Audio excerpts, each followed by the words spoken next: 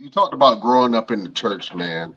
And I think for me, I grew up in the church as well. Was that a difficult? Matter of fact, when did you get called to your ministry? And can you explain a little bit about what your ministry is now and how it plays a role in what you do? I want to say I got called to preach when I was like 14 years old.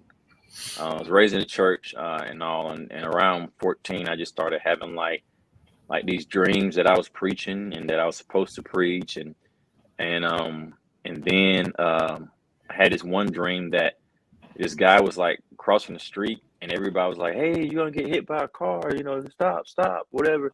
And he's kind of looking at them like, "What?" You can tell he's getting ready to cross the street, and he was like, people were like, "He gonna stop, you're gonna get hit by a car," and he couldn't understand what they were saying. I was like, "Hey, stop, you're gonna get hit by a car." He was like, "Oh, thanks, man."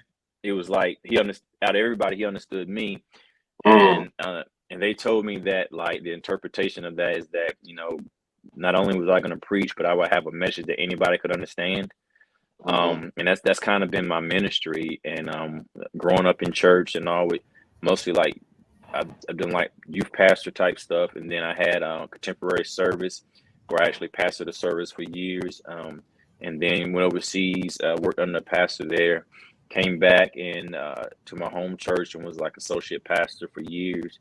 Then we moved to Charlotte, and I started working at the church here in the music department, and then of course ministry there, and then recently, like after the pandemic, a lot of churches kind of stopped having church or whatever like that, and there was a church up the road that didn't have a pastor, and I talked to my pastor about it, and I was like, I just want to help them out so I would just be there. I wouldn't preach every Sunday. I would just be there, just kind of to be a constant. You know what I mean?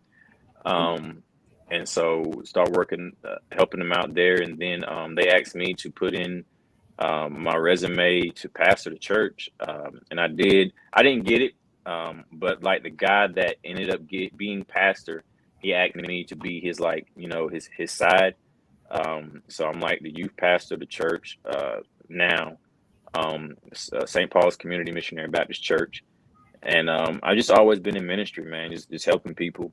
Um, the wrestling side has really helped me because I don't feel that wrestling, I mean that church is just inside of church. You know what I mean? And I feel that wherever I go, I'm almost looked at like, there, here comes Caprice. He's a preacher. You know what I mean?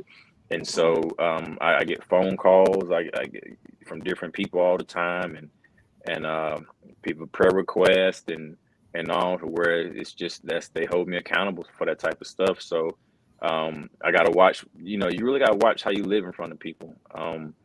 Because when people see you that way, they expect something, and not that they expect you to be perfect, but it's a standard. You know what I mean? Right. And I accept that, because I've been in the same situation, and so I kind of get it, and I just am who I am, man. And I just accepted who I am, and I just walk with it. Have you had situations where you had to pray for people in the locker room, or some people were looking for guidance, and they just couldn't get on the right track?